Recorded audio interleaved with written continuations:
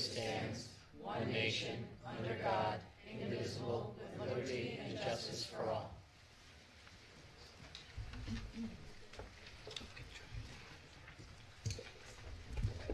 Please turn your mic on if you haven't.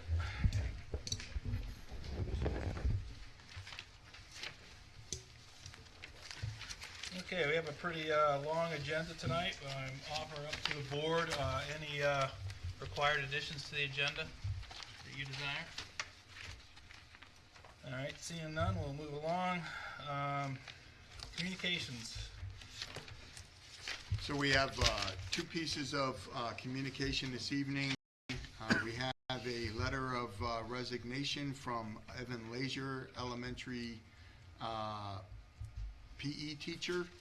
He writes that he genuinely appreciated the chance that he was given to work with the incredible students and staff in the Lebanon Public School District.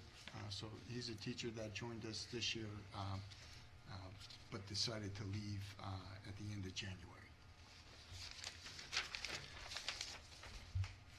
And then we have a second piece of communication. This was addressed to me, but it was also copied to board chairman Bill Meese. And it's from Jim Russo, who is the Lebanon Library Building Committee chairperson. And so he has approached the board. He actually attended a Finance and Facilities Subcommittee meeting last week. But the library renovation project will be moving forward. Initially, they felt, or they thought that they were going to be able to house the library as a fully functioning library in the fire safety complex. That is no longer available, and so they've asked if there is room in any of our schools to a functioning library for the duration of the construction project. They intend to start construction in September this coming fall, and the project anticipated ending is the September of the following year. So it would impact all of next year and perhaps into the following year.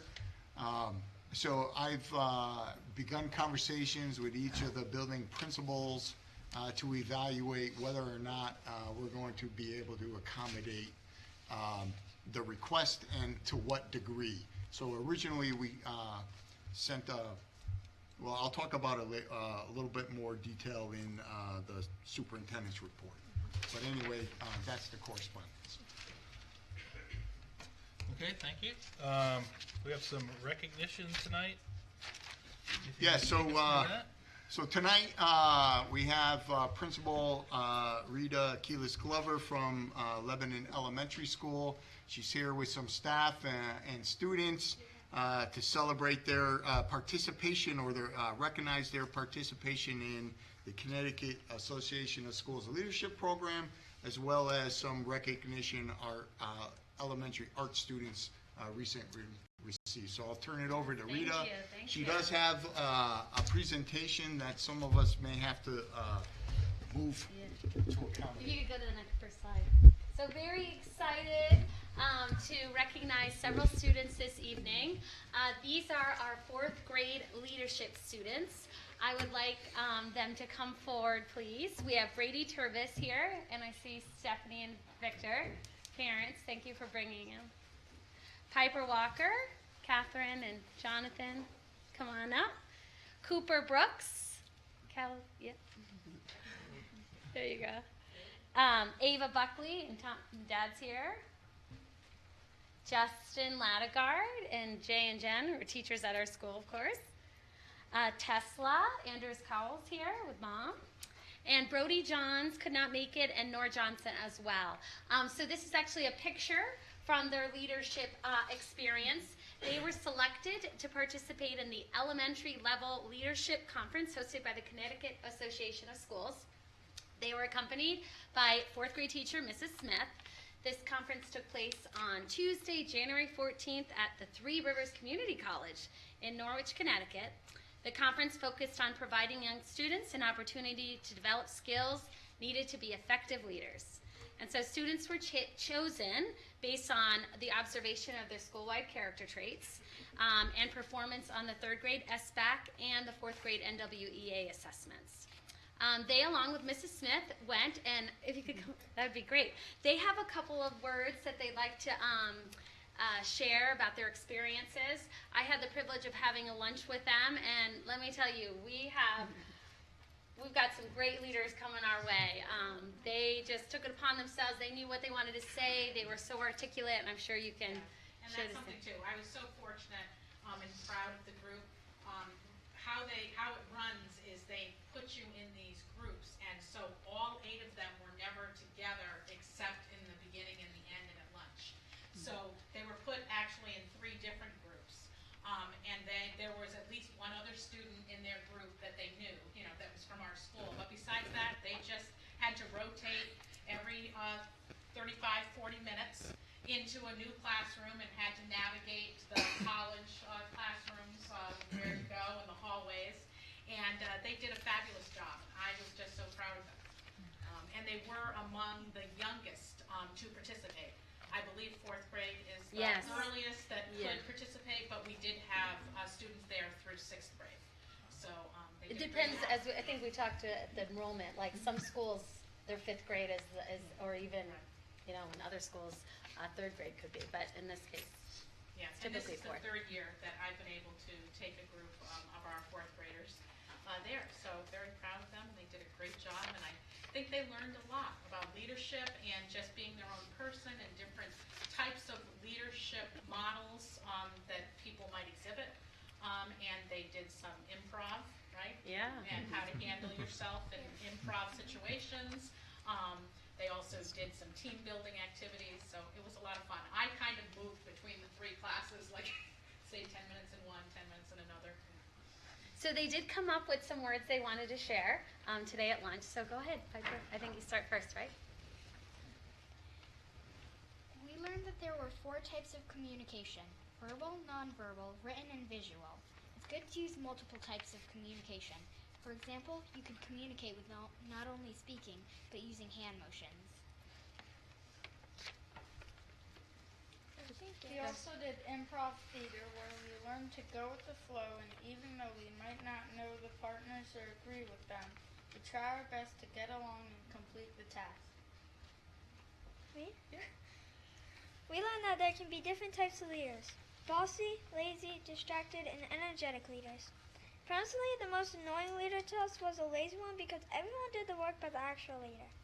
A democratic leader is the best type of leadership because they are optimistic and try to take care of their group by being kind.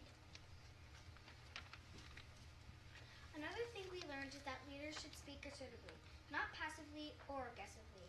Being assertive allows others to hear you more clearly. Body language is most important in speaking to others. We ended the special day watching a play on bullying and how to avoid bullying.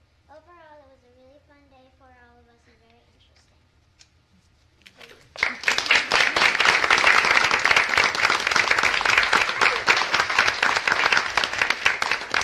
So they did receive a certificate. We're going to save these because we're also recognizing them tomorrow at our PBIS assembly. So thank you, guys. And thank you, parents, for bringing them as well.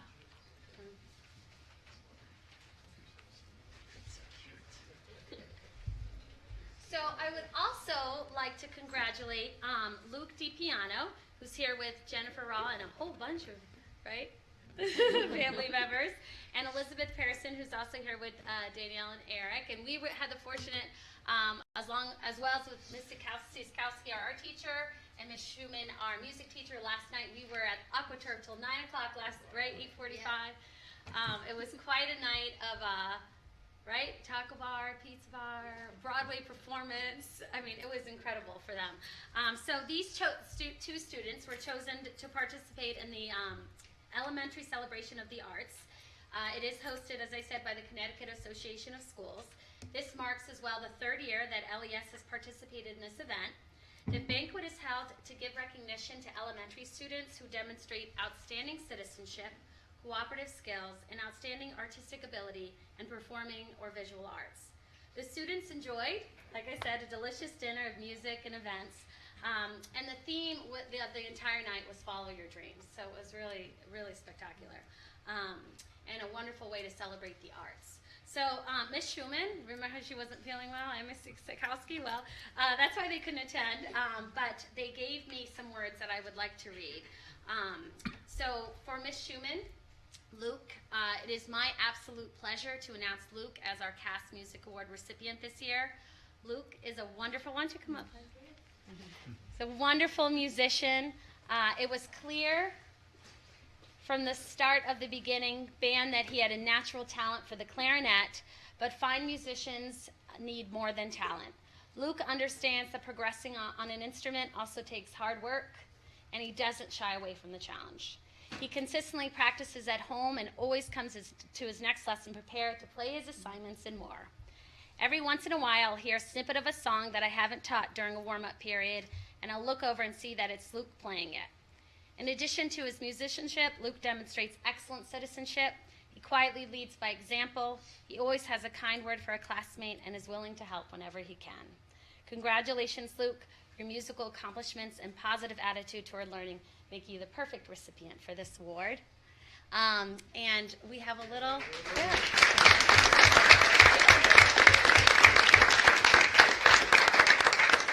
I hope the sound is right, Jacques? Does it sound good? Do a little snippet.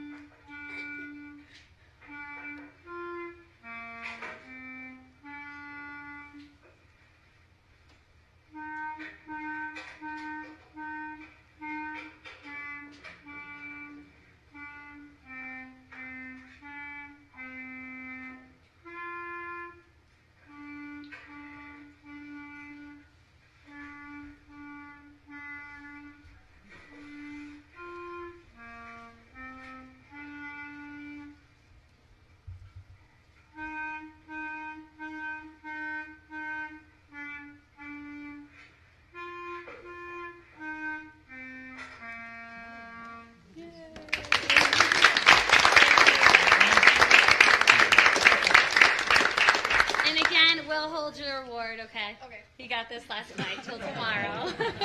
And that's a picture actually from last night at our dinner table. If you go to the... And then our next recipient, Elizabeth Pearson. Can you come forward?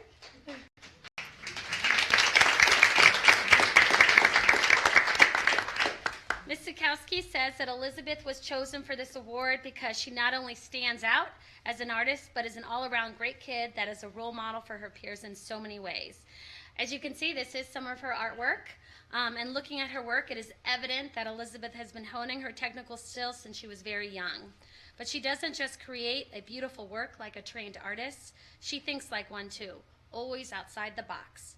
For example, when students learned how to Zentangle, they were asked to create a line drawing of a portrait, still life, or landscape, and fill in the open areas with tangles. Elizabeth did create a Zentangle drawing, which was then photocopied, and those copies were used to build a paper sculpture of a lighthouse, complete with landscaping, an observation deck, and real functioning lights inside of it. Oh, and let's not forget a self-portrait of the artist standing on the observation deck. Her work left her classmates, even ones not in her homeroom class, in complete awe. Students asked, how did she think of that? How did she find the time to get it done? The answers to these questions speak to her exceptional work ethic. Just like a professional artist and most successful people in general, Elizabeth builds her creative skills oftentimes by trial and error, and she regularly takes risks with her work, knowing that while things might not turn out as expected, when there's a will and a positive attitude, she will find a way. Congratulations, Elizabeth. You are truly exceptional.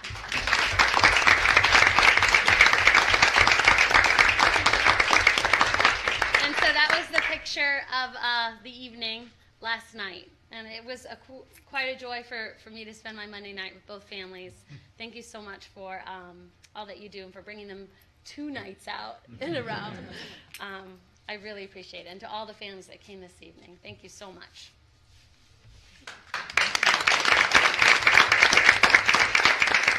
I think we can...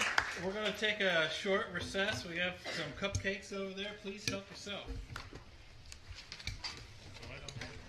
(7:56),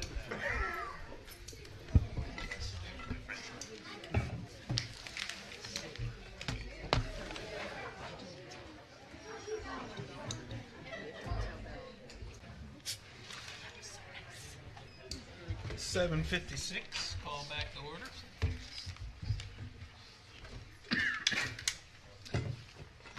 This is a time of the meeting where we invite the public to participate. Public participation is limited to 2 minutes per speaker. Would anybody from the public like to speak?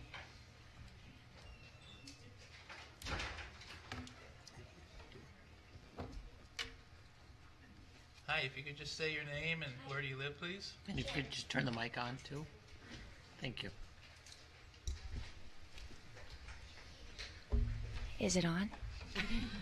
Maybe. You're It's on? Okay. All right. Good evening. My name is Erica Strong, and I teach 8th grade language arts at the middle school. I am reading this letter from Jeanette Picard, who is the reading consultant in our district and a reading teacher at LMS. And she's also our co-president of our district's teachers union. Dear Chairman Meese, Mr. Angeli, and Board of Education members, due to a family obligation, I cannot attend this evening's meeting. However, I wanted to express my concerns over the 2021 middle school schedule proposal and resulting structure, which will be presented to you tonight. This is my 15th year teaching the middle school students of Lebanon and my 35th year as a public school teacher. In that time, I have worked with middle school students from 4 rural school districts and have come to understand their needs, strengths, and weaknesses. The proposed schedule is fundamentally a version of the old junior high model. This does not take into account the needs of the students at this grade level. While they do not need a self-contained classroom, as they did in elementary school, students at this stage of development need a home base where they feel they can connect with trusted adults who are part of their school family. In addition, there is a great difference in the social and emotional needs of 6th graders versus 8th graders, and it would not be beneficial to have them mixed during passing time or homeroom periods. Organizing students at this level into grade level teams allows them to make a connection to their teachers on a deeper level and provides their teachers with a structure to develop interdisciplinary instructional activities, helping students to see a real-world connection to their studies. In addition, research has shown that the middle school model with a dedicated team of teachers provides an opportunity for students in crisis or with family financial difficulties to find greater academic success. Unfortunately, as presently structured, the new schedule would actually decrease instructional time for some classes, which would make it all the more difficult to help out students reach their academic goals. Teachers at Lebanon Middle School understand the conflicts that you face in crafting a budget which both shows fiscal responsibility and meets the needs of our students. Teachers at LMS often spend their own money buying supplies for their classrooms, and students spend countless hours beyond the school day preparing lessons, which will prepare our children for the ever-changing world they will enter as adults. We hope that you will consider their needs as you balance instructional and developmental needs with the fiscal constraints present in this economy. Thank you for taking the time to listen to my concerns and for your service to our students. Sincerely, Jeanette Picard. I have copies here for the board from Jeanette, and thank you for listening. Thank you for your time. Thank you. Anyone else?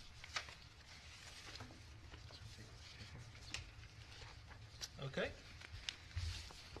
Moving along to the consent agenda.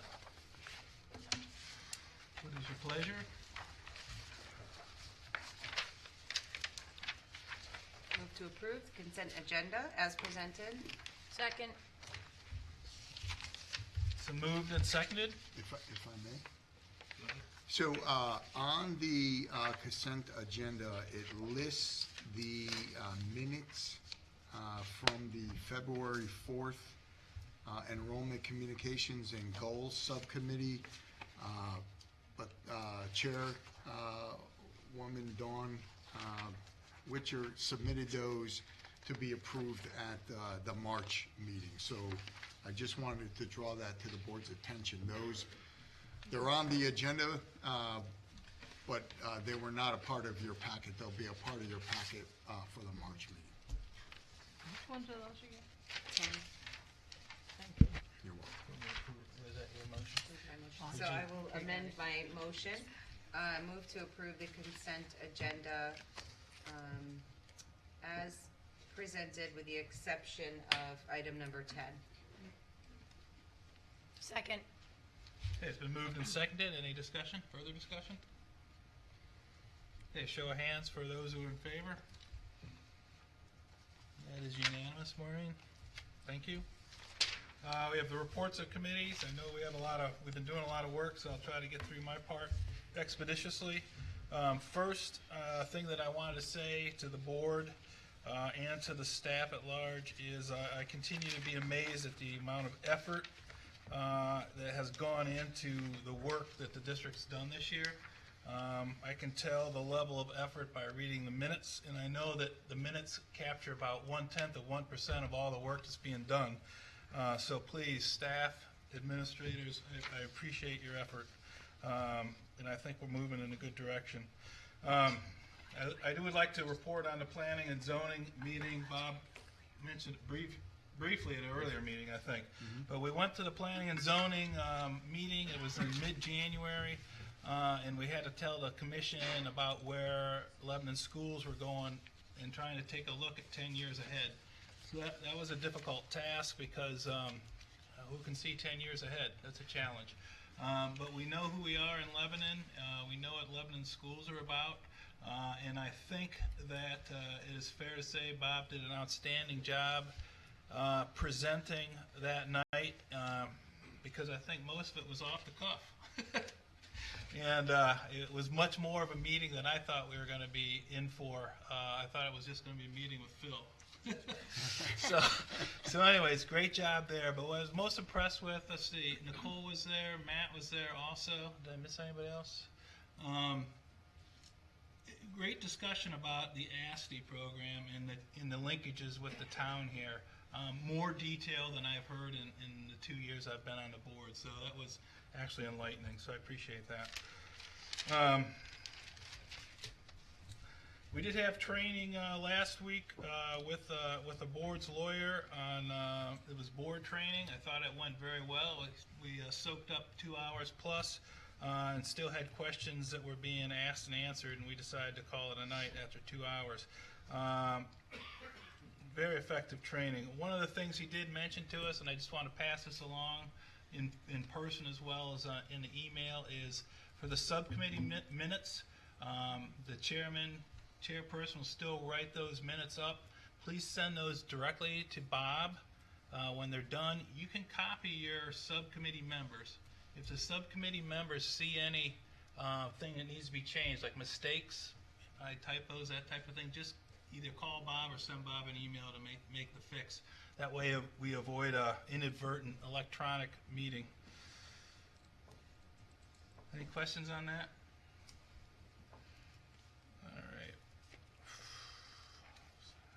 Okay. Last thing I have is starting to look ahead as governance to a little off-site conference for the board, a retreat, if you will. We're looking at sometime after graduation through the first week of July timeframe. Bob's got that one right now to take a look at the school schedule to see what might work for the board and for the people involved. So we'll keep you advised as we get closer to that. All right. Any questions for governance? All right. Next, strategic plan and curriculum. Yes, so the Strategic Plan and Curriculum Committee met this evening. The first item on our agenda was to discuss the middle school proposed restructure, which we just heard about a little bit from public comment. But I think what I'd like to do is have you get some more information about that during the budget conversation, because it seems that that is sort of driving some of the decision making in the restructure. You know, there are some pros and some cons. Pros were, you know, addition of world language. Looks like we're going to get a little bit more time there. Also, more PE. teachers will have opportunities to plan together. Some of the cons are shorter class periods of 42 minutes for 6 through 8, and a little bit longer for grades 5. Class sizes are looking like 21, 22, 23, 24 throughout the grades. But again, I think I'd like to have Kathleen and Rob speak to that a little bit more during the budget, if that's okay with the board. Also, the alignment to the strategic plan. We sort of talked about like making sure that our decisions that are being made to achieving the goals that are set for the strategic plan, since those are set. We also talked about some curriculum units. We took a look at 3 different units, one in middle, one in high, and one at the elementary school. Kathleen was discussing that they're trying to align them to make sure that they kind of look similar, and that they're complete. So a lot of them are in revision, and we'll keep you posted as to when and how and all of the revision steps. We did not get to our next generation accountability report. You'll hear a little bit about that in the superintendent's report. That's the big report from the state on how we're doing in many areas of the school, but stay tuned for that. A little snippet. We're going to get more into the nitty-gritty of it in our subcommittee, but you'll hear a little piece of that. So if you have any questions after that report, you can direct them to me, and I will address them during the subcommittee. Okay? Thank you. Forget anything? Safety and security. Safety and Security met at the end of January. Pleased to report that the radio project is complete, and they are working well, and the quality is much clearer, so we have accomplished that. We can check that off our list. Camera is being upgraded 17th and 18th, possibly that Saturday the 15th, so we will hopefully be able to report next month that is complete. We discussed a lot of policies that we had mentioned in our agenda. Did make some recommendations to policy committee, other ones we're waiting on information. And we continue to hopefully move on that and just stay focused on student climate and overall security. Thank you. Any questions? I have a question. If I have a question, can I just email it to you? Yeah. I wasn't there last week, so I don't know. I don't want to That's fine. Okay. Yeah. I do have a question. We just want to be an illegal meeting. That's what I'm trying to That's why she was avoid. I have a asking. question, so. Yeah. But it doesn't have to be answered now. It's just what to do with it. Superintendent eval. Superintendent's eval subcommittee did not meet this month. However, we did finish the mid-year evaluation. If you have any questions, I'll have some answers for you. I can have some answers for you later on tonight. Okay. Negotiations. There's nothing to report. Yeah. Thank you. Soon. Enrollment, communications, and board goals. So we met twice, once last week and once again today. Last week was our first meeting talking or specifically addressing enrollment, and we reviewed numbers, enrollment numbers that the board sees each month, including enrollment magnet, and then we also looked at numbers of students living in the district and going outside of the district to tech schools, as well as students who live outside of the district and come into the district for ASTE or general education. We reviewed documents provided by each of the principals in terms of recruitment and retention within their particular schools. We talked about challenges and limitations, opportunities. There are a lot of opportunities. And tonight we talked about short-term action items and long-term action items in order to increase enrollment, as well as what the board could do to support that. And then we also talked briefly about resources from surrounding towns and what we could learn, successes that they had, as well as things that they would suggest not doing that they did. And also interested in learning about what we actually know in terms of students who leave the district for education and the reasons why they're leaving district. So we'll keep talking. Sorry to jump over there, Maureen. Do you want to talk about policy? Well, you have in your packet what our recommendation is, and we'll pass those hopefully, and we will get back to working on policy at our next meeting. Great. Any questions? All right. Facilities and finance. Well, we've been very busy. We've pretty much been meeting every week to talk about primarily the 2021 operating budget. As you know, it started at 6.1%, went down to 4.1%. We are now at 3.8%. We actually met today and we were talking about there could be some savings in healthcare. We actually had a broker come out on February 4th from Brown & Brown to talk about what are our options out there. We currently have an RFP out to see what kind of savings we can have. There's a possibility of having $500,000 in savings in healthcare costs, but again, that has to go through a whole process of notifying unions and just seeing what our options are.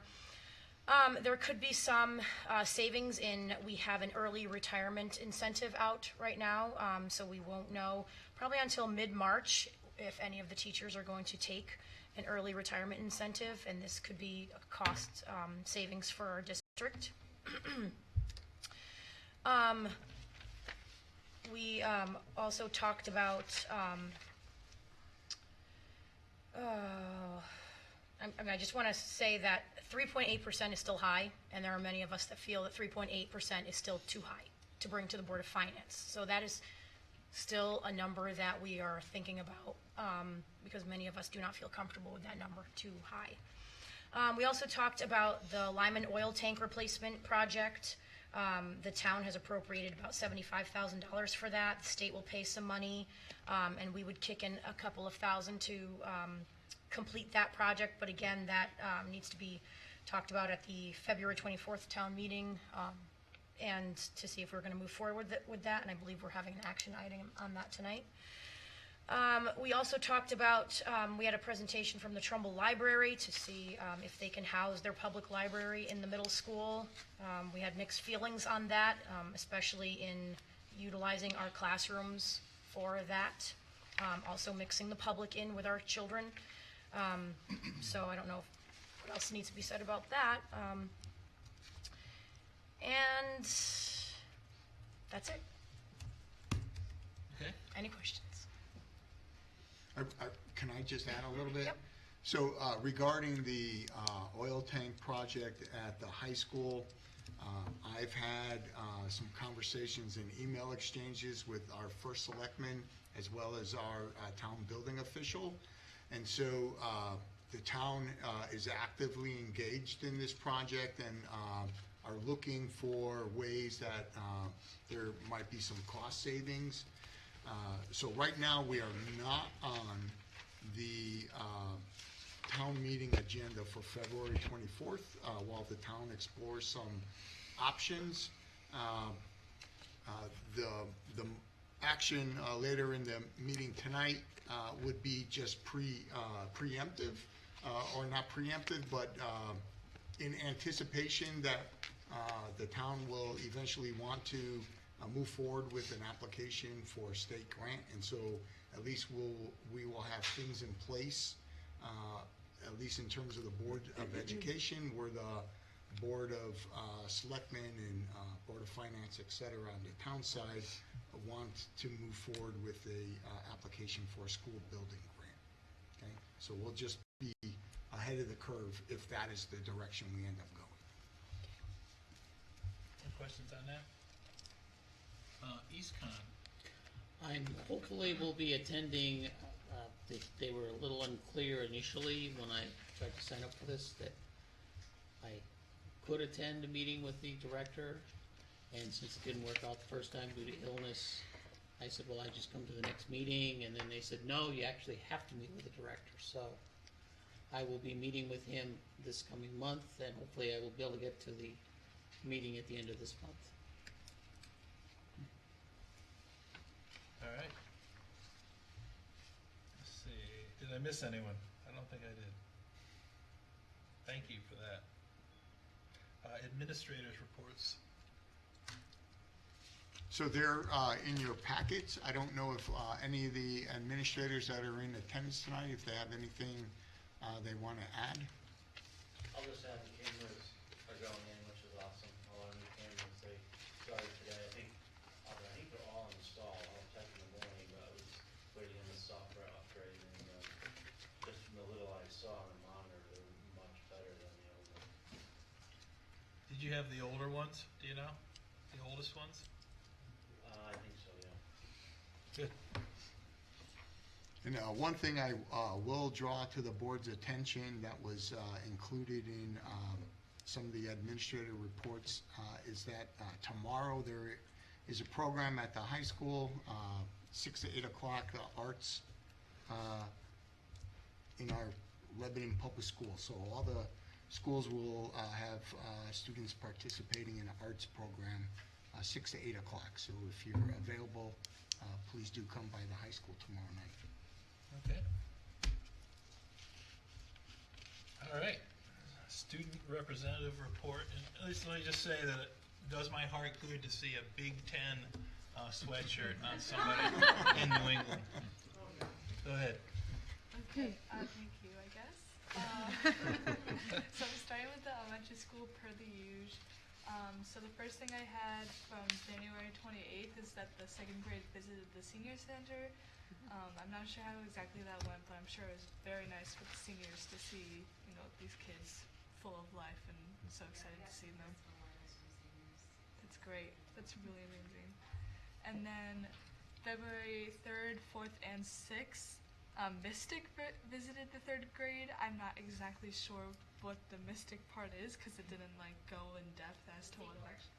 Seaport? Yeah. Okay, I was like, what is this? Is it like a Mystic aquarium game or what?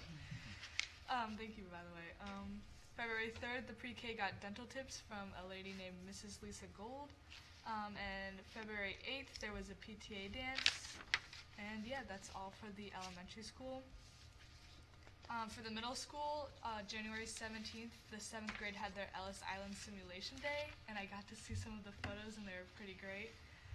January 27th to the 31st, National Juniors Honor Society had a Spirit Week to raise money for the Brothers Trust, and kids had to donate $1 every day in order to participate, and basically, the Brothers Trust is you basically raise money for the fund, and the Brothers Trust gives the money that you give out to smaller charities that don't get noticed as much. February 3rd to the 7th, they just had their book fair, and then February 7th, they had their Panther Den. Now, for the high school, on January 15th, there was a midterm study night, and I'm pretty sure a lot of people actually went, and there was free pizza, so that sounds like fun. And then from January 17th, 18th, 21st, and 22nd, we had our midterms. January 23rd, Trium held a karaoke night in the library. January 31st to February 4th, our chorus went on their Disney trip, and they, I think they sung in front of, hundreds of people, and when I was talking to some of the chorus members, they told me that they missed it because it was hot. I don't blame them, though. And then February 4th, we had our class selection day, and February 7th, we had our snowflake dance, and about 70 people went to that. And that's it. Great. Thank you. Thank you. Welcome. All right. Report of the superintendent. So in your packet, you have the enrollment report from last month to this month. Overall, we're down one student. The elementary school is up 2 students. The middle school is up 1 student, but the high school is down 4 students this month. So the overall impact is the loss of 1 student in the district. Our magnet school enrollment remains the same at 31 students this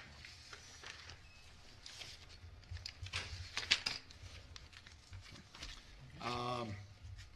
If If there's no questions on enrollment, the Next Generation Accountability Reports, as Sarah indicated earlier, we'll be doing a more in-depth conversation regarding these at the subcommittee meeting.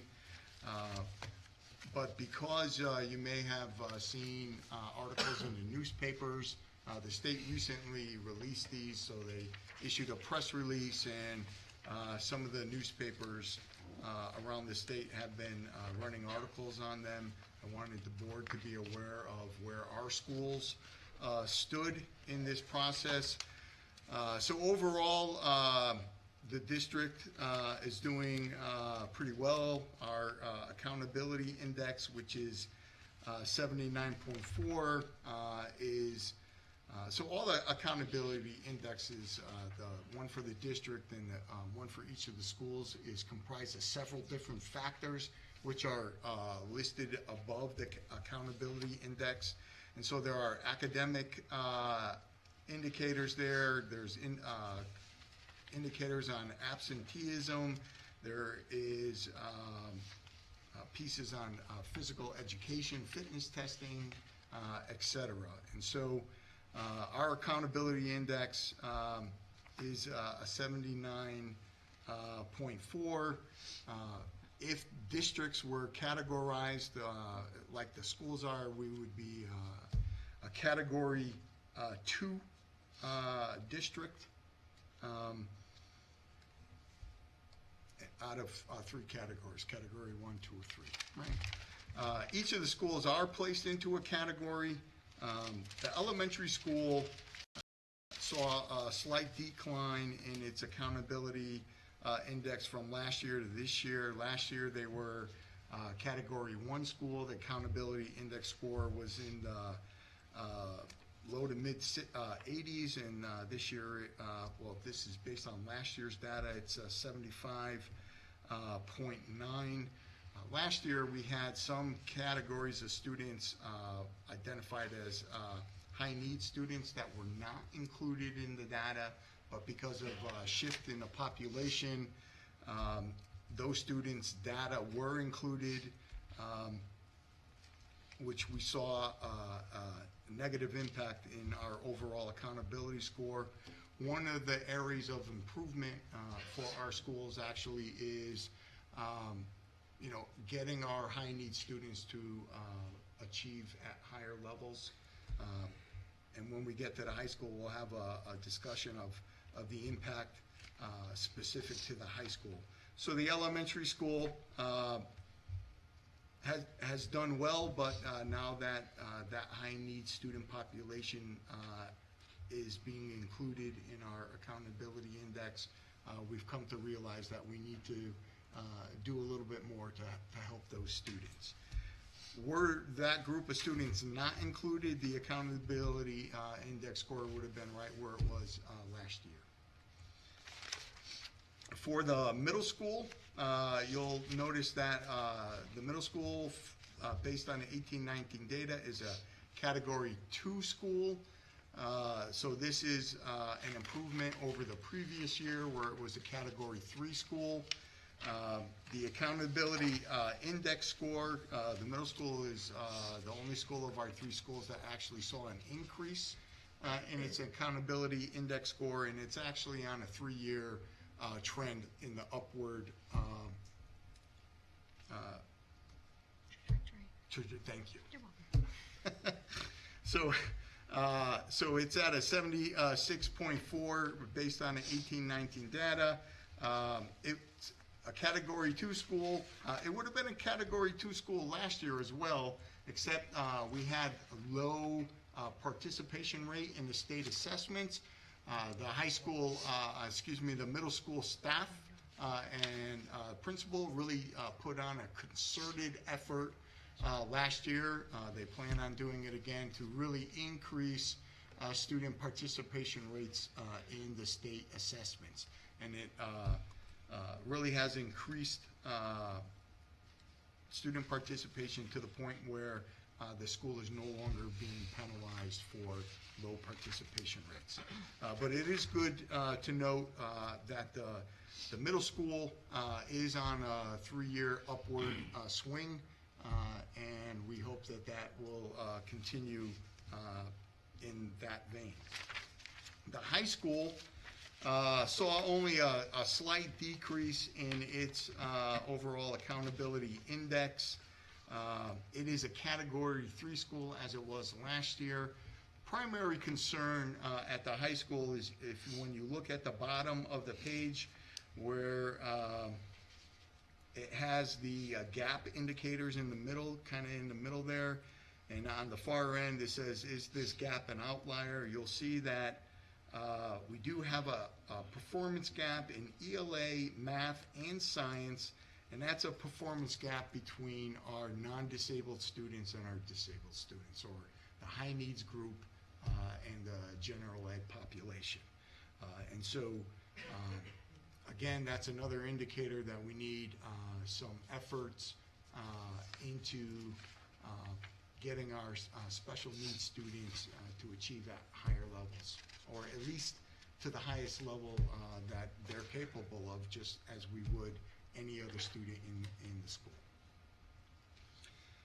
So the high school would have been a Category 2 school, except for the outliers, the gaps, and so we need to address those. Okay, and so that's a quick run through these reports. Can I ask a question? Relative? Sure. It looks like the middle school, there could be some growth in the ELA, academic growth for all students, as well as the high need students, because those are the lowest scores. Yeah, so I would agree. So Yep. we didn't address all of these, and we're going to get into detail at the subcommittee meeting. Yep. But you're right. Each of our schools has areas of growth, and they have areas that they should be celebrating the achievements that the students have made. And each of the principals is working with their staff in identifying those, and you know, that becomes a conversation as connected to the district strategic plan and each of the schools' plans. Yep. And I noticed that at the high school, their biggest concern is the chronic absenteeism with the high need students. So I'm wondering, we had a conversation about different programs for getting kids to, you know, participate in Lebanon Public Schools, what makes us different. So I'm wondering if maybe some of those alternative education topics that we talked about, and the tech classes and beefing up the ASTE program could be a way to get those kids to not be absent all the time. I'm just throwing it out there. Is a possibility. Donna? I have 2 questions. So under the high school, number 10, no. Number 11, next year, the data that we receive next year, which would mean this particular school year, that should go up because you changed how. The physical fitness testing? Yeah. Yes. Like all sophomores, I think it is, have to Right. take. Okay. So all of our sophomores are in PE, and with the PE testing, we actually get to test at multiple points during the year, so we could grab the kids at different points in the year, and so that is a part of the assessment strategy as well. But all the kids are at least enrolled in PE during the testing year, whereas in the past that wasn't required. And then my second question is, with the gap and the outliers,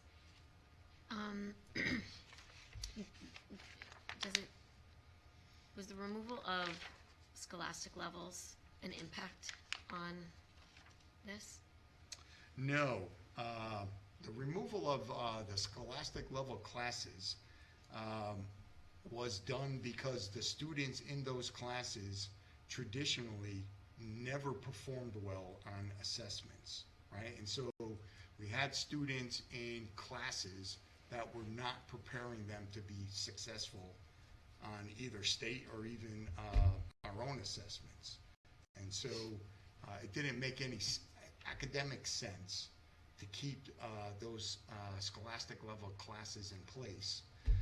And then there became a secondary issue because they became catch basins, so to speak, for special education students, and they were by default becoming special education courses, which is problematic, right? So, So we when, couldn't have that. yeah, and when we removed the scholastic levels, did we see movement of closing of the gap?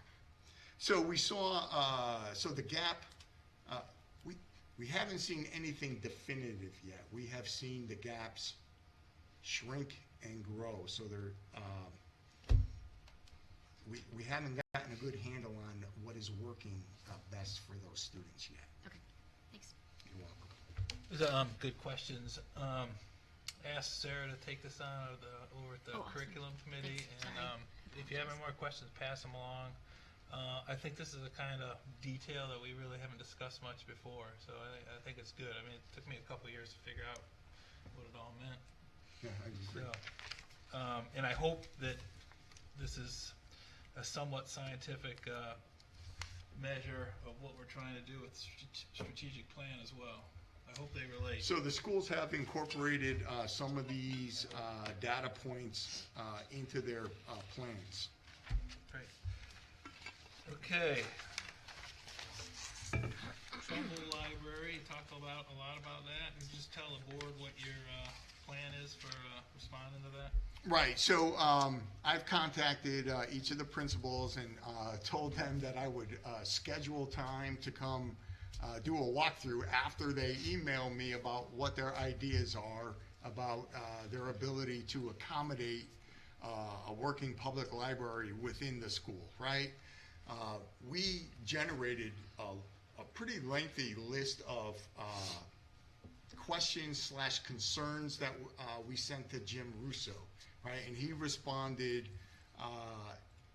back to us, but he responded the day he came to the subcommittee last week. So we really hadn't had time to digest what his responses were to the questions that he was able to respond to at the time, nor was I able to really get a good look at our schools to see if we could accommodate it.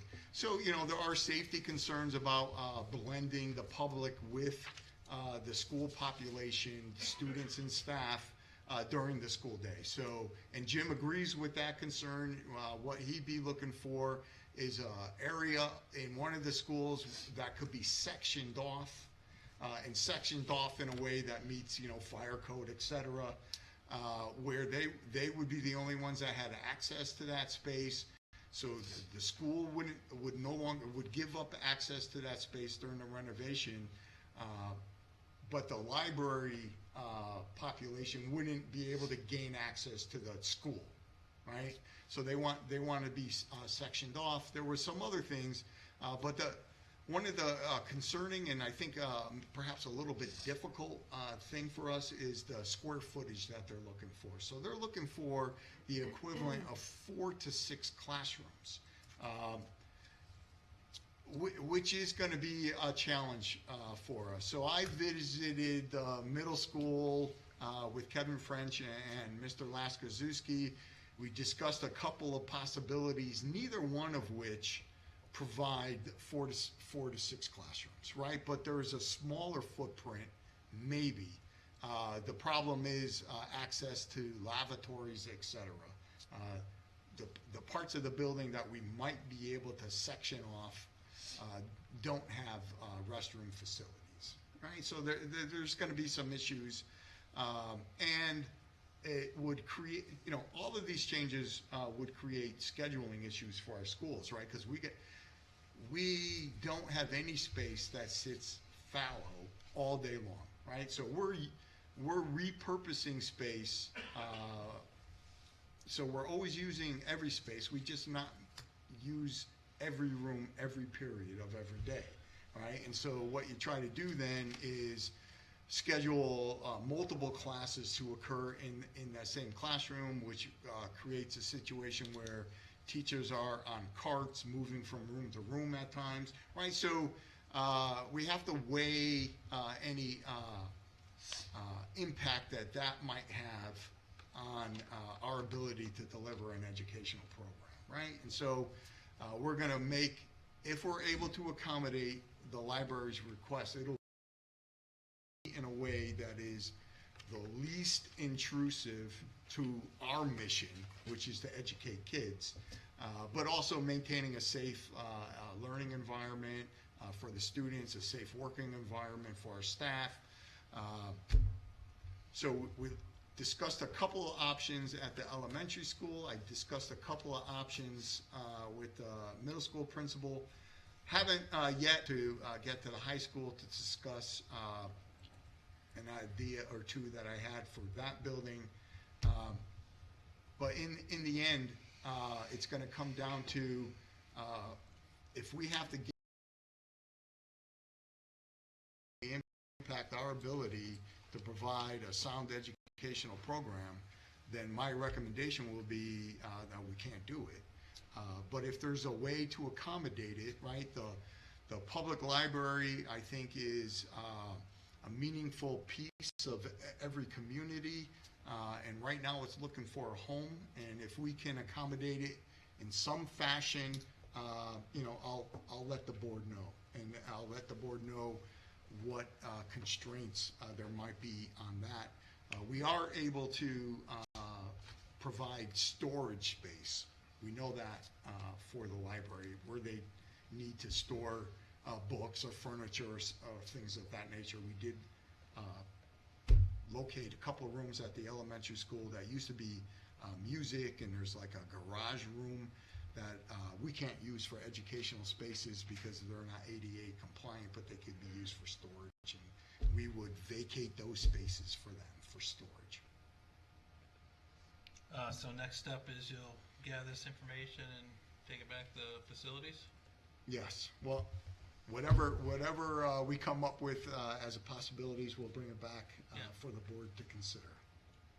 The facility subcommittee? Yes. Okay. All right, thank you. Book donation?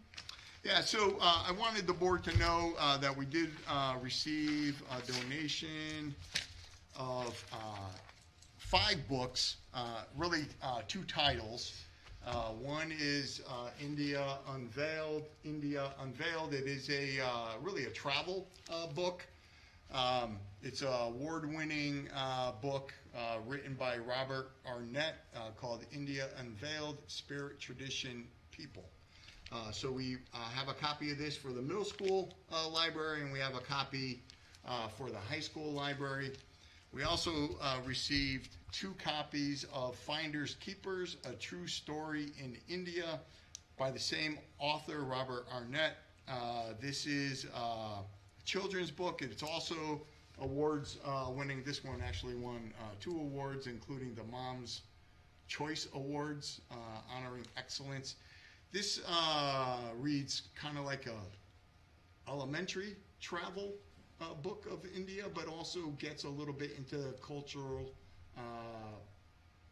norms of India. And then we have one of these for the middle school library, because our middle school goes down to 4th grade, and so we feel that it's appropriate.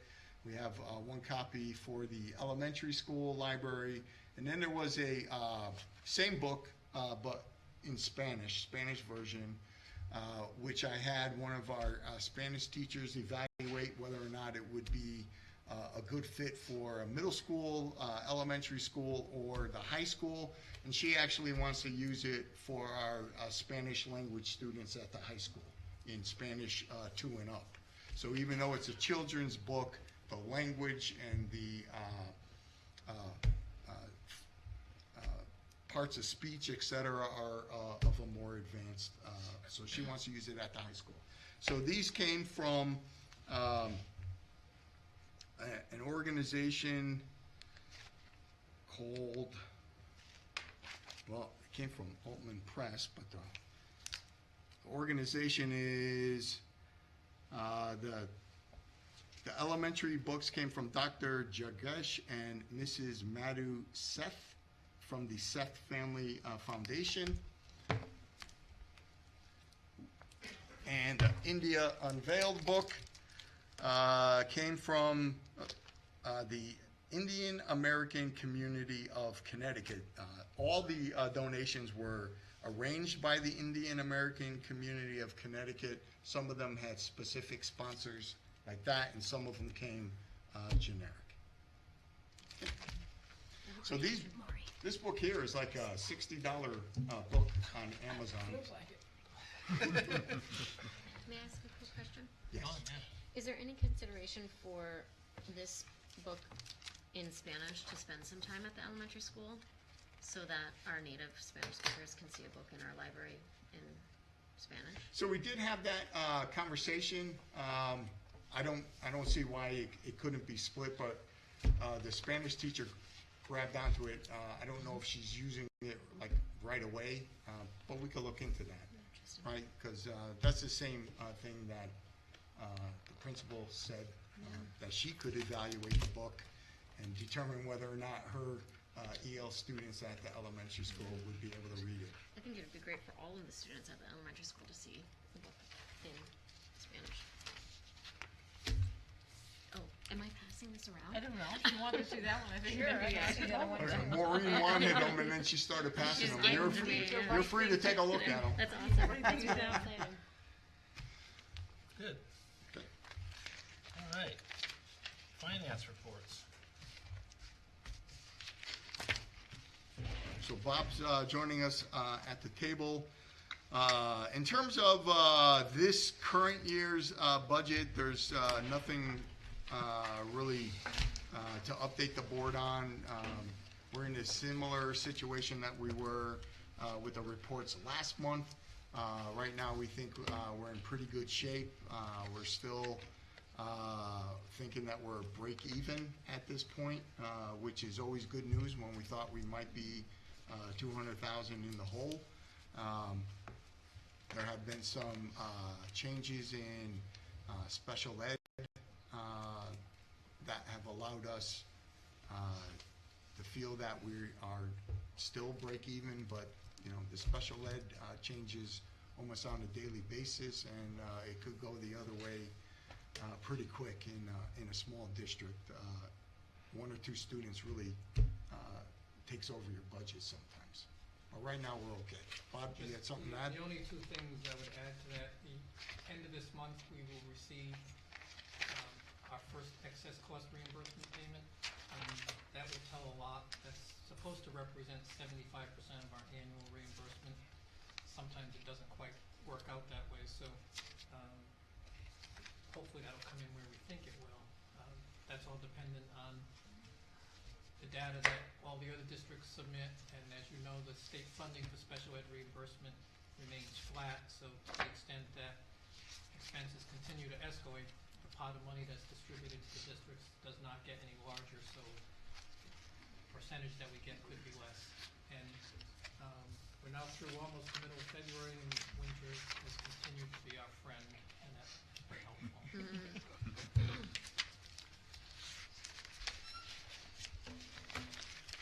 Any question on the current year budget? I was just thinking, I haven't seen that sign over at the gas station, less than $3 a gallon in many, many years. So I was wondering if you could, can you renegotiate the diesel or the fuel oil? Actually, that's the 2021 budget, but I'm actually pleased to say that for our 2021 budget, we have fixed pricing in for the diesel fuel for all of our buses, for heating oil, and for unleaded gasoline, and that's through the efforts of the superintendent's office and the first selectman's office. We have a great broker, and this will be, we met as a group, and we collectively, Val and I monitored pricing with our broker, and it dipped below this year's current rate.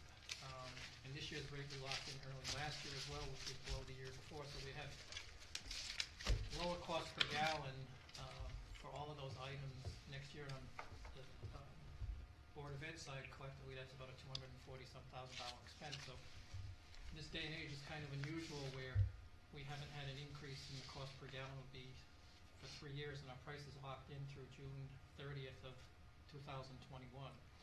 And it takes a lot of cooperation between the Board of Education and the town to be able to act that quickly. A lot of times, especially with fuel prices, it only goes in one direction for so long. People up and down, and then it changes very quickly. And oftentimes in a municipality, it takes a long time to react. But through the selectman's office and our office, we got it done, so that was a good thing. Good, thank you. Any other questions about current year? All right, 2021 budget. So as reported earlier this evening at the Finance and Facilities Subcommittee, we are at 3.86% recommendation, my recommendation to the board. As reported at the subcommittee meeting, most of that money, and previous subcommittee meetings, most of that money is tied into salaries and benefits, so 3.86% increase, right? Salaries and benefits alone are a 2.77% increase. Special education by itself is a 1.79% increase, right? And so early on in the process, the preliminary budget was at 6.12%. We brought it down to 4.11%, and then we got it down by really, mining the budget line item by line item for, $1,000 here, a few $100s there, to where we got it down to 3.86%. If we were to go below this, right, the money right now is in programs and personnel, unless we were to totally wipe out supply lines, maintenance lines, things like that. There are some potential opportunities for savings. We just don't know exactly what they'll be, and we won't know until a little bit later in the budget process into the spring. So we've asked our insurance provider, not their provider, our insurance broker, to put an RFP out to see what it would be if we were to leave the state plan 2.0. Preliminary information that we've received could be a $500,000 swing in the budget, taking into account any increase that we thought we might have for premium with the state partnership plan, but also preliminary information. A preliminary bidder came in at $300,000 less than what we're currently this year. Not for the same kind of program, right? It would be for what each of our unions had prior to the move to state partnership plan. So it would be for the teachers a blend of a high deductible health plan with a HSA health savings account and a traditional PPO. For the other unions, it would be a high deductible health plan with a health savings account. Each of the unions has a memorandum of understanding that we would have to be consulting with the unions about reopening contracts to leave the state partnership plan and seek something else. And so the $500,000 is a preliminary number because we haven't gotten all the bids in yet, and we would have to negotiate with the unions, and so that hasn't occurred yet. So this is just potential, right? And the other area where there could be some potential savings is in offering an early retirement plan for certified staff.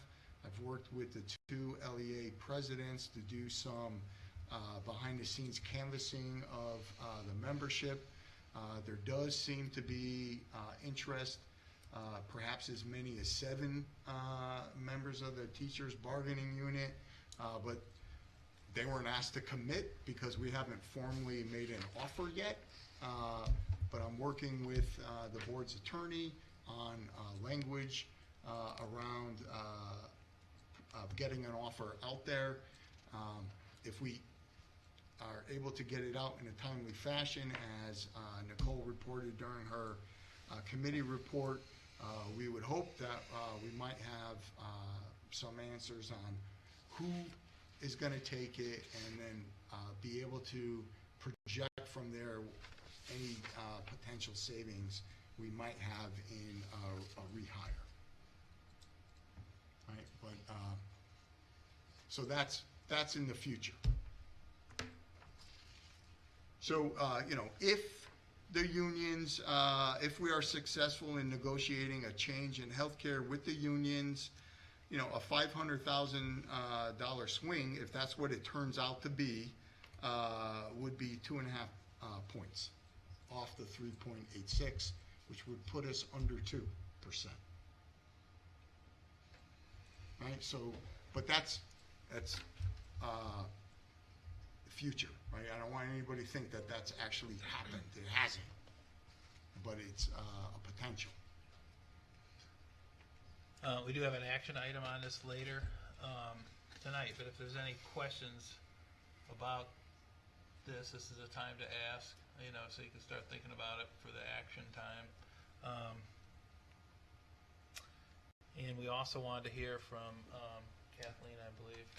Yes, and Mr. Al, if that's possible, if you don't mind coming up for a moment. Yeah, so while they're coming up here, they're gonna explain the middle school schedule change. It's very similar to the one that the board heard last year. The schedule change is being proposed to align staffing levels with student enrollment.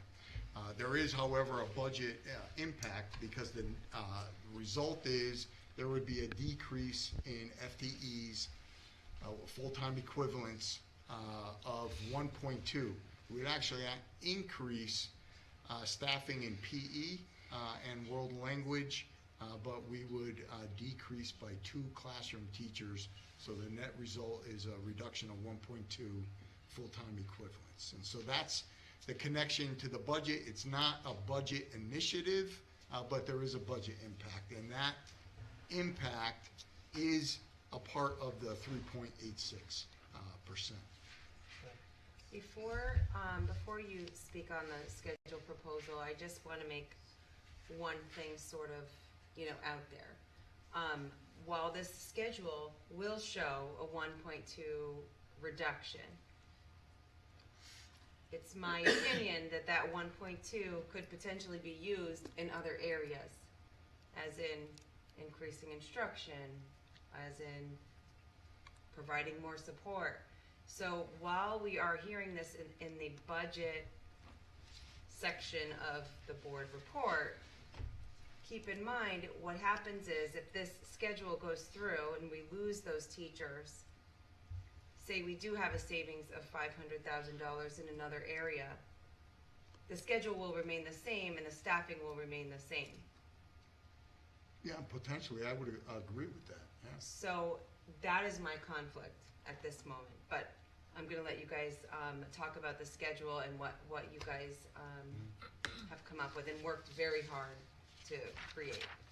Yeah, I want to preface because I know our schedule is very complicated. It's full of it's a huge graph here, but I also know that not all of you live and breathe this every day, so I want to give you a scenario to help you understand.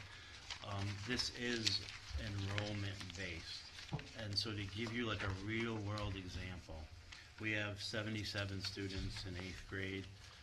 We want to offer them world language. So as an example, this year we would have 2 classes where the teacher comes down from Lyman, only has those 2 opportunities to teach Spanish, so of course you need to fit all the students in during those 2 periods.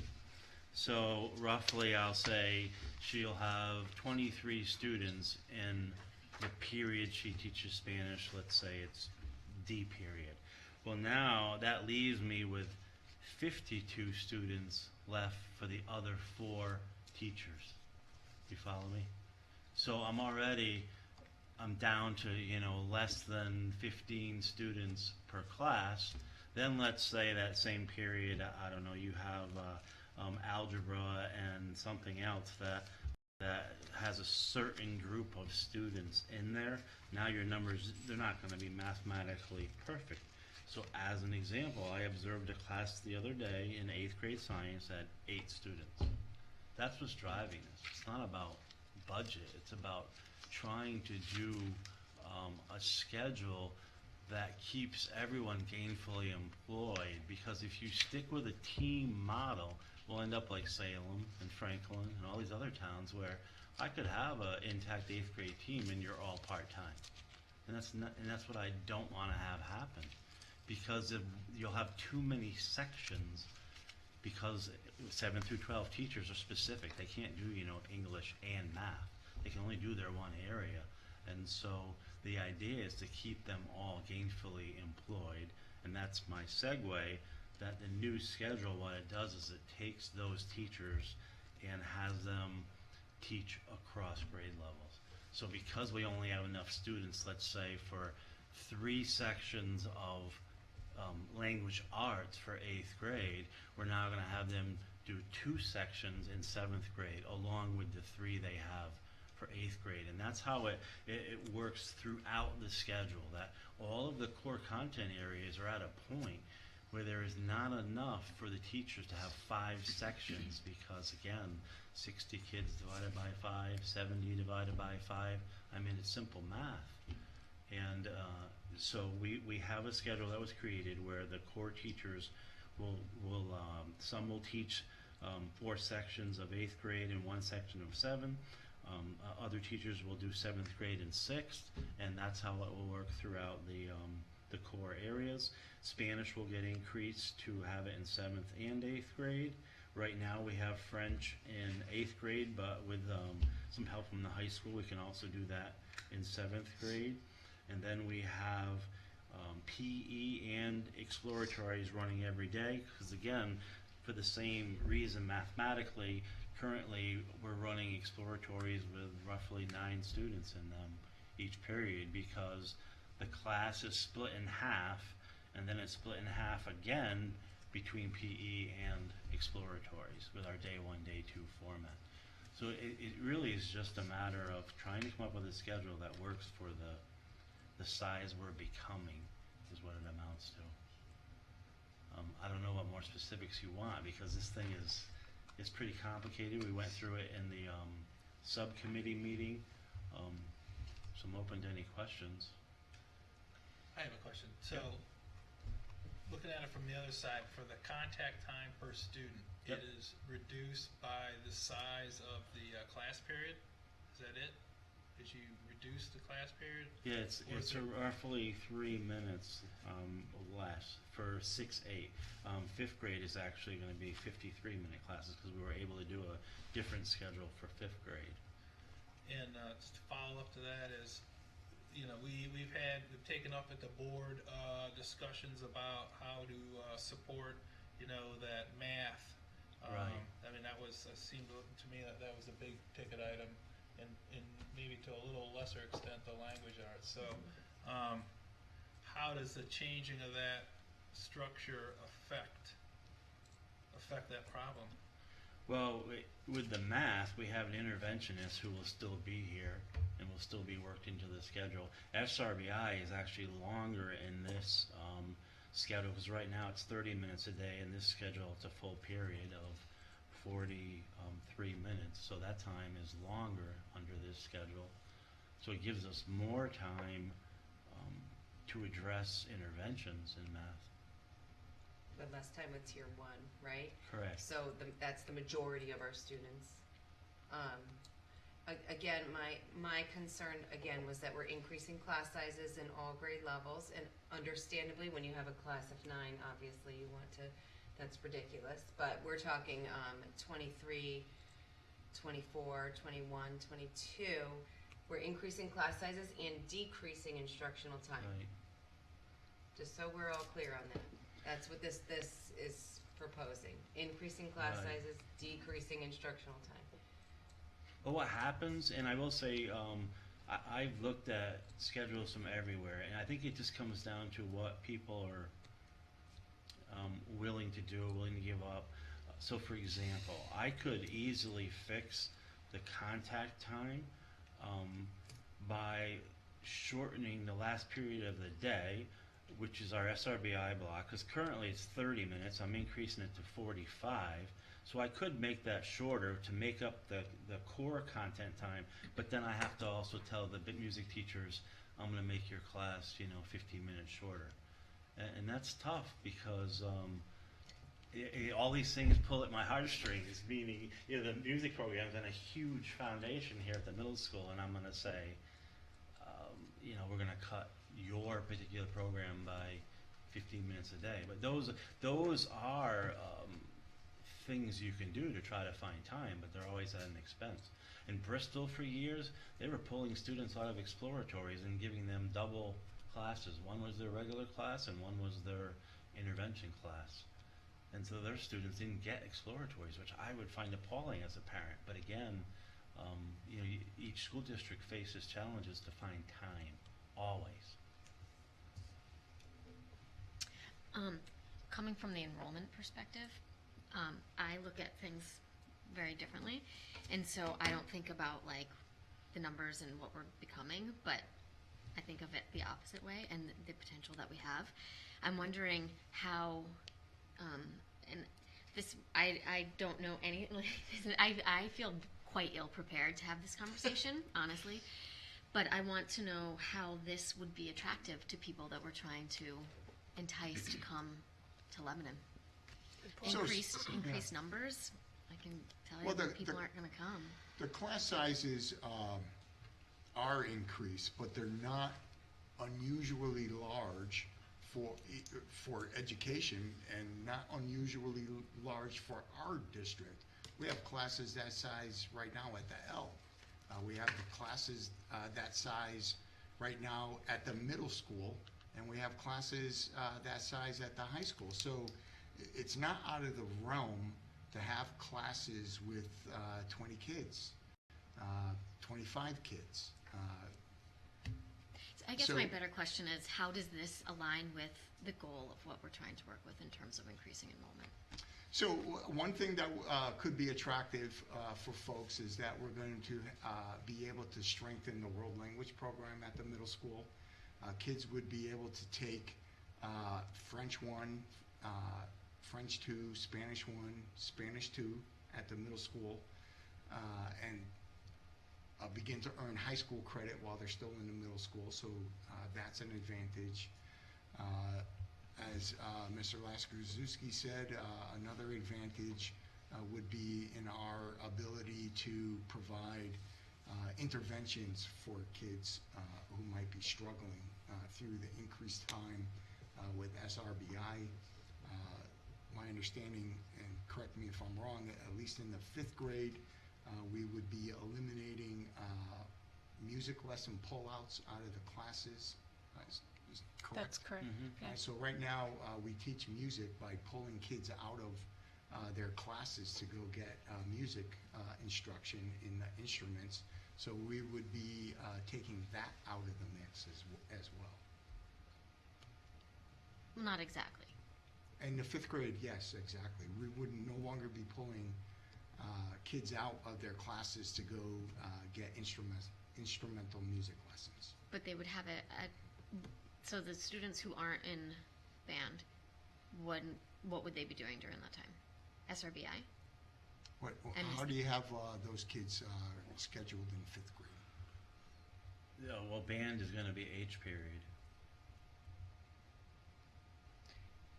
The lesson. And chorus. No, the lessons it would be the exploratory block. Right. So it's not core classes. It's not So it's taking not them core out. classes, Yeah. but It becomes it's their classes. part of their exploratory, the music kids. I have a question. Are you done?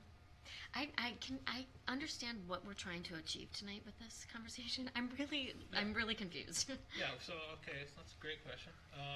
we have a 3.8% proposed budget from the superintendent. Right. And we need to decide if we're comfortable with 3.8 or if we have a better number to send along to the Board of Finance. Right. So, and that's really what the discussion is. So the reason these folks came up is because it was a little bit unsettling, I believe, at the curriculum committee, what was happening. It's really kind of the first explanation of what was happening. It is the first explanation. So is there a recommendation from the subcommittee? I There's feel not. like There is this not shouldn't be happening in this Right. order. There's not a recommendation from the subcommittee to approve because we were just like, Yeah. you know, a few minutes before the meeting. This is the first time that we've seen it. I myself was questioning, you know, a lot, and I understand that the need to restructure is there. What I'm not understanding is exactly why we're putting more emphasis and more time into exploratories and to PE and to an SRBI, and I understand SRBI needs to be addressed, but I'm not sure that we're on the right track. I'm not sure we're there yet. You know what I mean? And for this, and I asked if we could postpone it till next month to really have a better understanding, but because, well, this isn't a budget decision, it depends on, you know, who you ask and the frame, but it is a budget issue because they're looking at cutting 1.2 teachers. And it is part of the 3.8% proposed budget. So we're being asked if we would approve this in order to get the number down. No, in order to keep it 3.8. So this, if they do this keeps it at 3.8. If they don't do this, then it's above 3.8. Exactly. That is correct. $90,000. Right, so when Thank we changed the high school bell schedule, the board did not take action. We explained what the changes were gonna be, and then we went ahead and did it. So, we didn't ask for the board to vote on the schedule change at the high school. We just did it in an explanation to the board. The reason the board is having the debate now, similar to what you did last year, because the schedule is basically very much the same schedule that we brought forward to the board last year. But because there is a reduction in the staff and there is an impact on the budget, the board really needs to understand what the connection between the two are, right? So last year, the board said, hey, why don't we wait a year before we make a change? Because I proposed this change last year due to the enrollment numbers at the middle school. We could have had this in place already for this year, but the board decided, the board said, hey, wait a year and bring it back next year. And so that's what we're doing. So it might be the first full-blown board discussion that you've had on this schedule this year, but it's not a new schedule. It's not something that you haven't seen in the past, except for the two new people on the board. But I would disagree with that because I've not seen this schedule before tonight.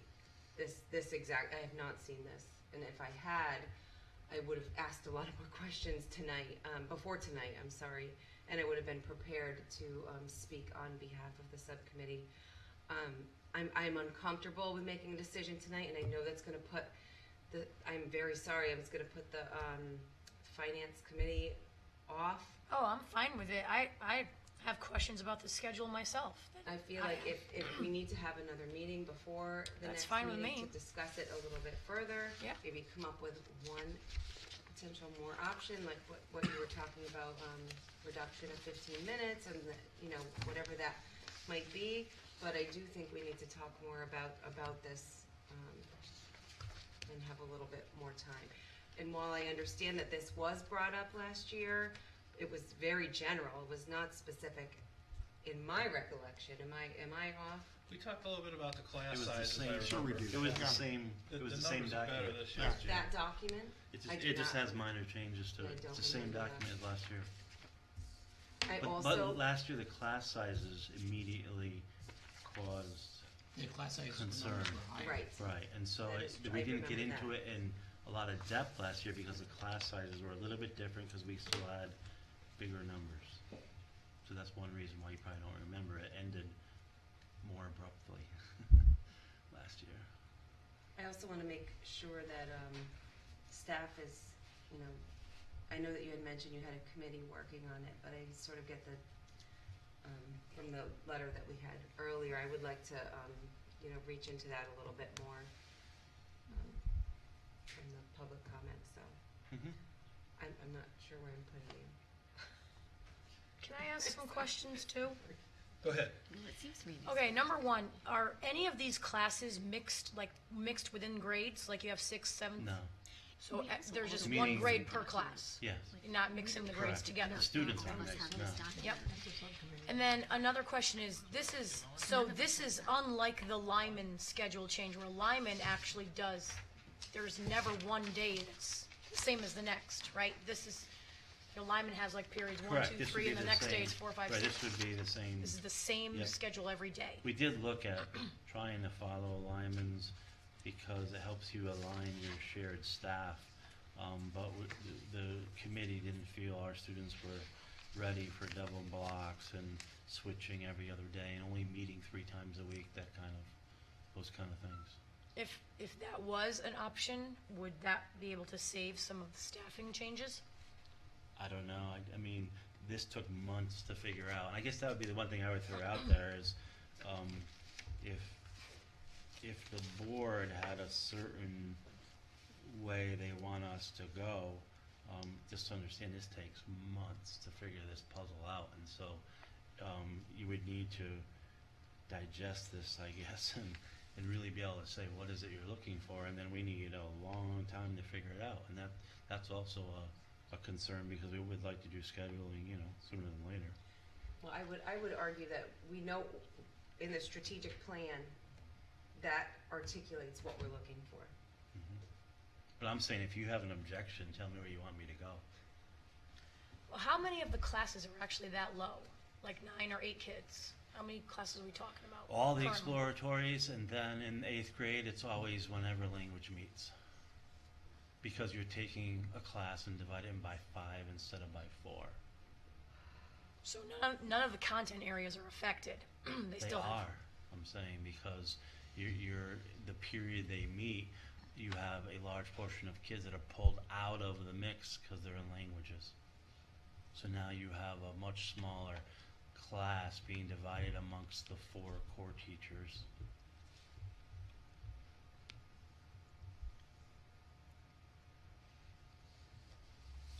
My 2 cents is that I do not want to see staff changes. I don't want to see teachers getting, you know, misplaced with jobs, and I don't want to see any program adjustments to these kids. I don't want the programs to be taken away from them. So in looking at this budget, I would rather cut other areas rather than teachers and programs for kids.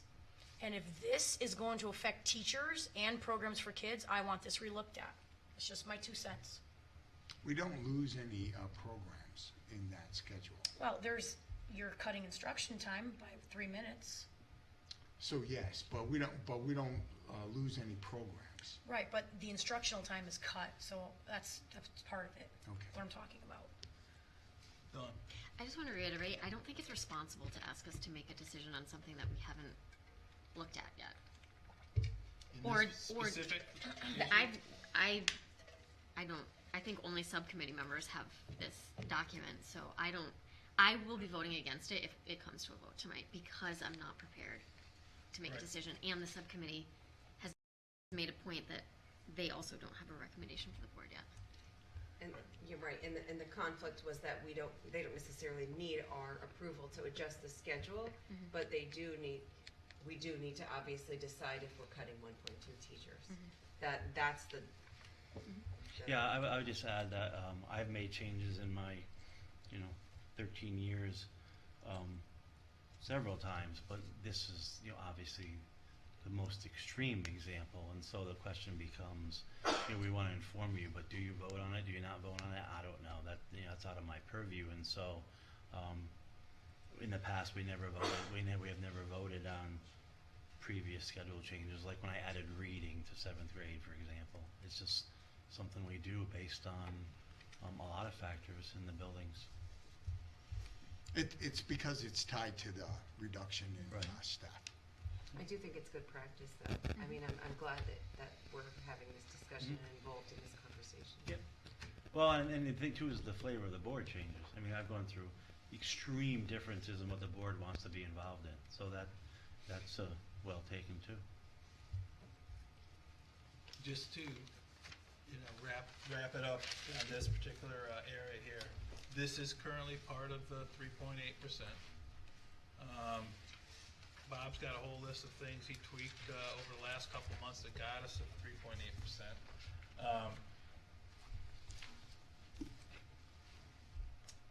Voting to send a budget to the Board of Finance, right?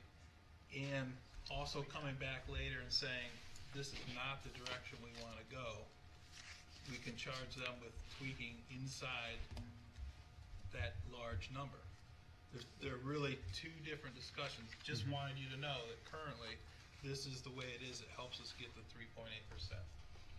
We can clearly come back and tweak after the fact. As a matter of fact, the way it works with the town meeting, the way the budget process, we inevitably will be coming back and doing mega tweaking. Well, I shouldn't say it that way. Hopefully. That has a glass half full, I think. Yes. Historically speaking. So, okay, so we'll move There along. will be tweaks that occur all the way through the end of the This is school a nice year. information piece there, Bob. Thanks. Rob and Bob. You're welcome.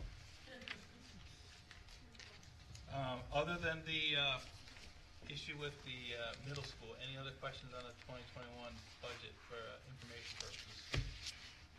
And I know this is just coming from the subcommittee at this point. Okay, I'll take us along to new business. Help us out, Maureen. The first four, no, actually, the whole section. All of them. All of the 15 and under new business, the one that's first, which one's the first reading? It's only? 1 through 1 through 14. Yeah. Yes, 1 through 14. 1 through 14 are simply policies we looked at. We decided that we like them the way they are, and we've renumbered them, so I'm just recommending we accept them all. So no motion is actually needed on it. Very good.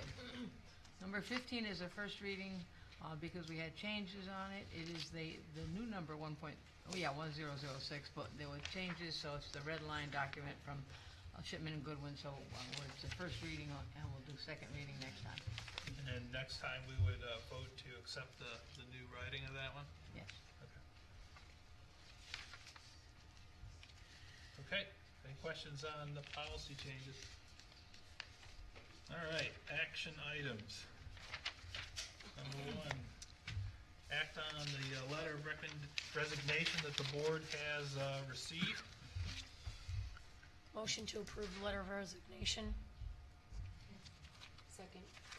Okay, it's been motioned and seconded to approve the letter of resignation. Is there any discussion on that? Okay, all in favor of accepting? Maureen, that's unanimous. Thank you. Thank you.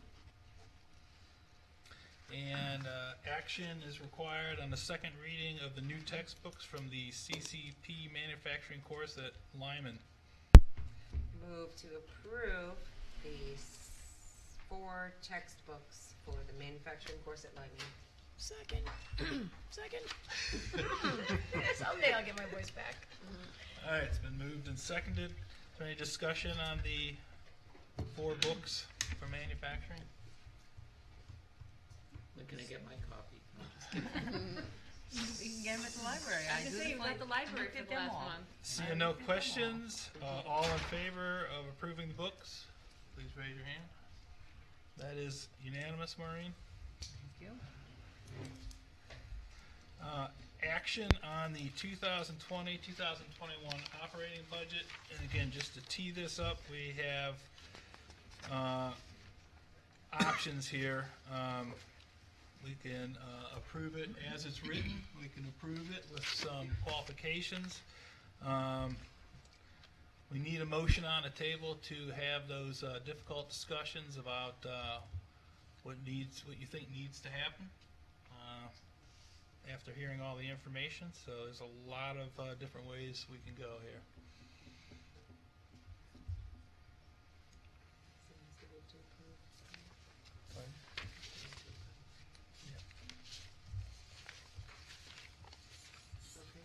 Move to approve the 2020 to 2021 operating budget. I'll second.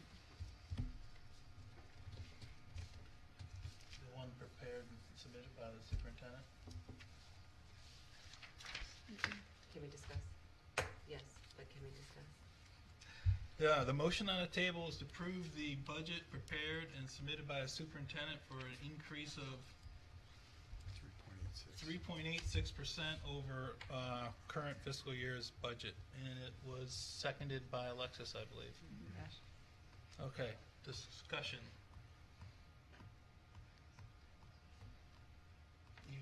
Yes, so I'm willing to approve the number, but I'm still not comfortable approving what is written in the budget as far as the reduction of 1.2. So if we are simply just moving forward with that number, that's where I stand on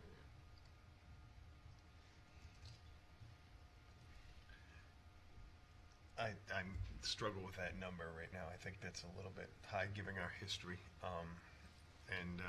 You know, as I said in the subcommittee meeting, I was looking to do something in the 2 range if we could get not knowing what it looks like yet, but that would be my goal where I would like to see it. But I have to agree with John. Do you have a number in mind? I'm looking in the 2 range, 2 to 2.8 in that range. Yeah, 2.8, that's 1%, about 195,000, roughly, 200. Give or take. Just based on my people talking to me from the community. And I have to agree with Sarah. I'm very against staff reduction, so that's why I'm torn right now. Sorry, Maureen had a hand up. I periodically talk to people, and they always point out that every time we give a percent, you've started $100,000 and you give 2%. Well, 10 years down the road, it's not the $100,000 you're increasing; it's the 2% each year. So I hear every year we keep increasing, and it just snowballs as time goes by. So that's what I hear all the time. Go ahead, Alexis. I am struggling with the number. I was more comfortable in around 3, but I obviously would like to see what that looks like. After hearing the letter and from the public comment, as well as the class, realignment in the middle school, not doing something to align that is going to increase it by 90 approximately. That's also a concern. So yeah, I'm struggling with all of this, but I just think that 3.86, that's a high number. And by being involved in negotiations, I get where it's coming from. But that's a big number. So I'm not comfortable with the 3.86 at this point. Maureen. We had a couple of things that were mentioned, that maybe the health would go down, and perhaps we get some retirements that might help. So, I would almost recommend that we maybe wait until we hear something back. And when do we have to make a final decision on this? So the board should act tonight, and then there's always room to do future adjustments to the budget right up into the town meeting.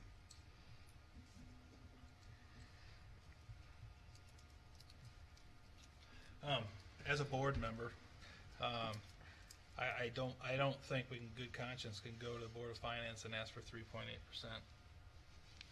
I think that we can squeeze a little harder in some areas that do not affect children, or I should say as little as possible. I'm also not convinced that the restructuring of the middle school might actually create advantages that we don't know of yet, but we don't know. We just saw it tonight. I mean, I'm all about efficiency myself. I don't think that that's a reasonable number to take to the Board of Finance. So it becomes realistically a do hard work now, do hard work later, or do some now and do some later. It's the way it usually ends up working. Go ahead. I do agree that 3.8% is a lot to ask. I do agree. I'd be happier if it was closer to 3. But this is what I'm struggling with. In a neighboring district close by that will remain nameless, doing wonderful things, and schools of distinction, if you ask the state of Connecticut. They have about 520 students in their, what would be equivalent to our elementary and middle school. We have 675. They have 5 less teachers than we do. 5 less for almost 200 kids. My point is that money needs to be squeezed out from other areas besides instruction. Everywhere else needs to be looked at, everywhere. I can't say it enough. If we don't have the teachers in the building, these kids aren't getting their experience. They're not getting the education that they deserve. It's the wrong place to look. Sorry, I'll get off my soapbox. You're good. So there's a motion on the table to approve a 3.8%. Sounds like that's a little rich for the board from what I'm hearing. We can amend that motion. We can withdraw that motion. Start again. We can vote for the motion. All in favor of a 3.8% increase, raise your hand. All opposed? That's unanimous. All right. Who would like to start again? I'd like to make a motion to approve a 3% increase for the 2020-2021 budget. Second. Motion on the table is for a 3.0% increase over expiring, and it's been seconded. Any discussion on that?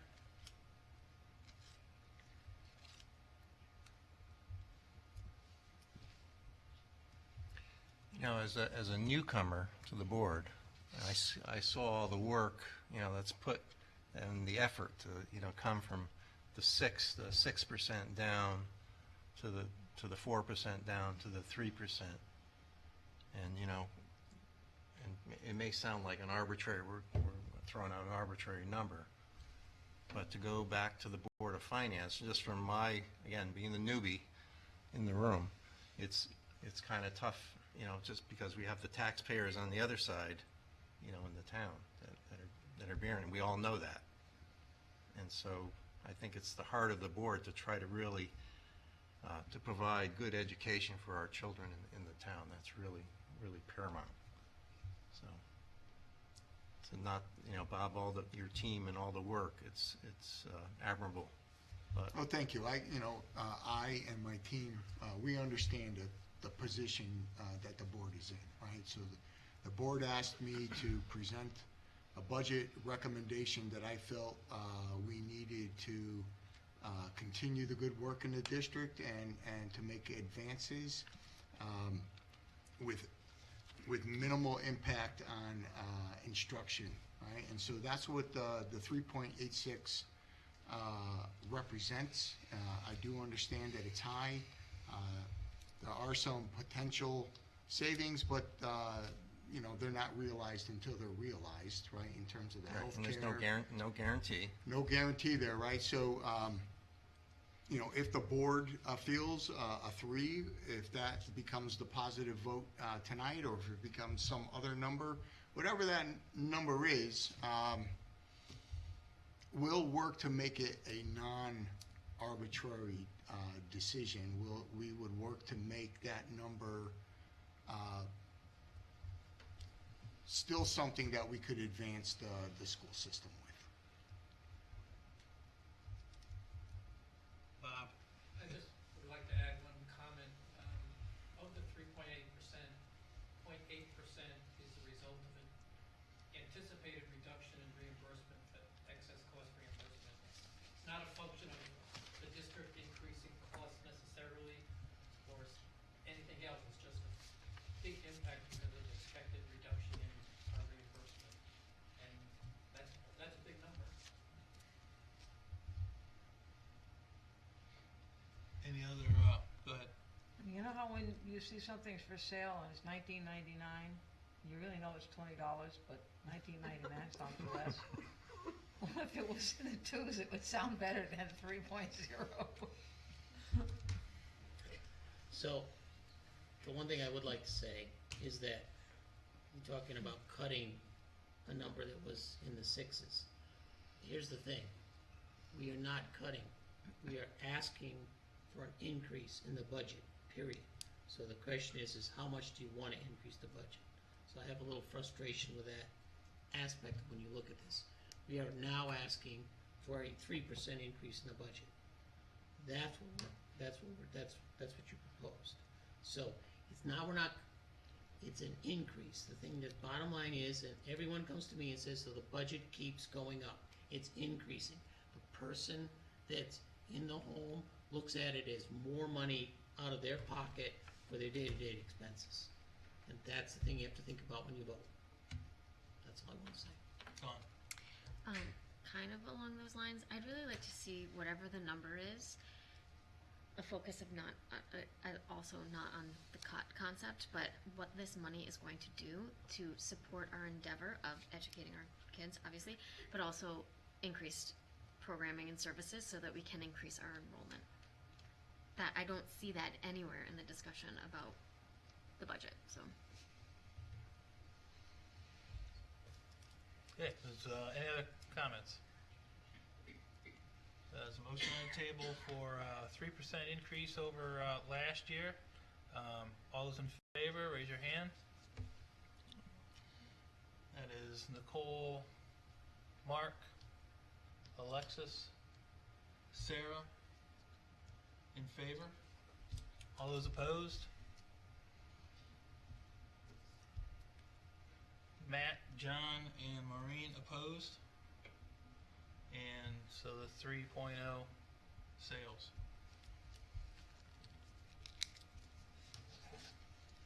Thank you.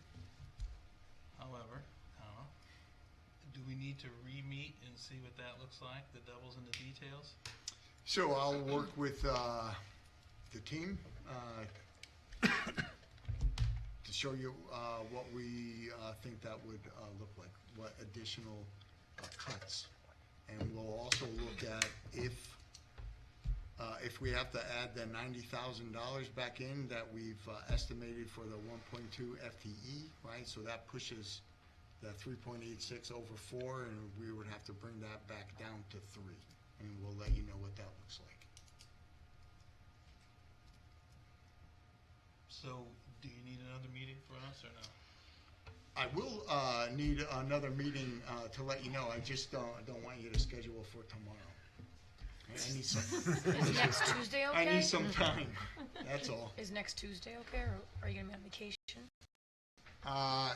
So there's 2 days of vacation next week. So. Right. I'm still in town. Usually, You want to do 2 weeks from Tuesday? Yeah, a Okay. couple of weeks. Sure. We have 2 days of PD, so I don't have time to Yep. meet with the team, right? And then 2 days off. Yep. So we need more time. Yep, that's fine. Okay. act on Alignment Oil Tank School Building Grant. Did you talk about this previously? I did at the subcommittee, but not all the board members received this document. I don't know how many over here need it. Just two. Oh, Matt needs one. I need one.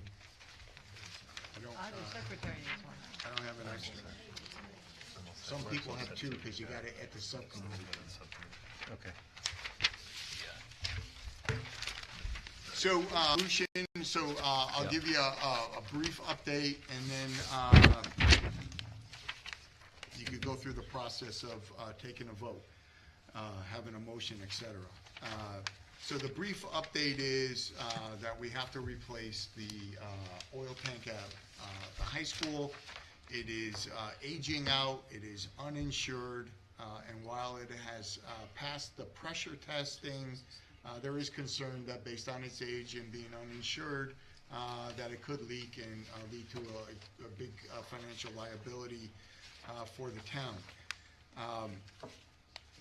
The cost, the first estimate for the cost of the replacement was such that we felt we needed to apply for a building grant through the state to offset the costs. The original allocation or allotment of funding through a town meeting back in October of $75,000, we still feel is going to be sufficient from the town, but the grant money would be needed to get the project done. Since that conversation, the town has become very active in finding ways to decrease costs of the project.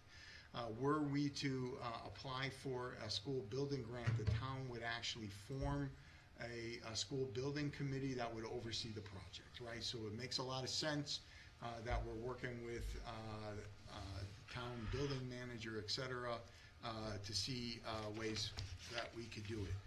But were the town desirous of pursuing a school building grant, we need to have some things in place, because the window for applying for this type of school building grant is only open the first 10 days of the month, right? And so we missed the February opening, but we could still hit Marches if the town were to add us to the town meeting that's already planned for February 24th. They could add agenda items to that meeting within a certain time frame. So we would have to ask the town to approve the application for a school building grant. We'd have to ask them to form a building committee that would oversee it, et cetera. So the resolution that you have in front of you mirrors language that is in 3 resolutions that would have to be passed at the town meeting. So it's us asking them to do the things that we would need in the town resolutions in order to complete an application with the state for a school building grant. So this is in anticipation that the town will move forward with the school building grant. If they don't, well, you know, we took a motion and then it just doesn't go anywhere. Right, we took a vote. And everybody understands that the town may not need this, and it may just go in the file. Yep. Motion to approve the Lyman Oil Tank School Building Grant. Second. It's been motioned and seconded. Any discussion? All in favor? It's unanimous, Maureen.